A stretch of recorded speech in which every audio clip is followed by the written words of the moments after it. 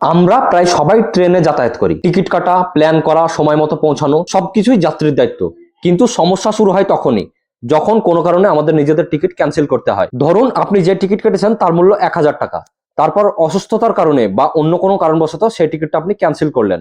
তখন rail company কি করে, কিছু পার্সেন্ট টাকা, আমি ধরে নিলাম 20% টাকা কেটে নিয়ে বাকি টাকা আপনাকে ফেরত দেয়। এখানে প্রশ্নটা খুব সাধারণ, টিকিট তো আপনি ব্যবহারই করেননি, তাহলে পুরো টাকা কেন ফেরত দেওয়া হয় না? আচ্ছা, এখন আসি আরেকটা পরিস্থিতিতে। ধরুন আপনি ঠিক সময় মতো টিকিট কেটেছেন, কোনো ভুল করেননি, সব নিয়ম মেনেই চলেছেন, কিন্তু হঠাৎ করে খবর আসে ট্রেন ক্যান্সেল। এবার কি হয়?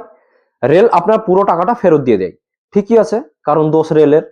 কিন্তু এখানে আসল প্রশ্নটা দাঁড়িয়ে যায়, যখন আমরা টিকিট ক্যান্সেল করি তখন 20% টাকা কেটে নেওয়া হয়, কিন্তু যখন রেল ট্রেন ক্যান্সেল করে তখন আমাদের কোনো ক্ষতিপূরণ দেওয়া হয় না। রেল যাত্রীকে বলে আপনি ক্যান্সেল করলে 20% কাটা যাবে, কিন্তু যাত্রী যদি প্রশ্ন করে আপনারা ক্যান্সেল করলে আমাদের জন্য 20% অতিরিক্ত কি আছে, এই প্রশ্নটার কোনো উত্তর থাকে না। রেল যদি আমাদের হয় তাহলে যাত্রীর ক্ষতি কি শুধু ফুল রিফান্ড দিয়ে মিটে যায়? এই প্রশ্নটার উত্তর আজ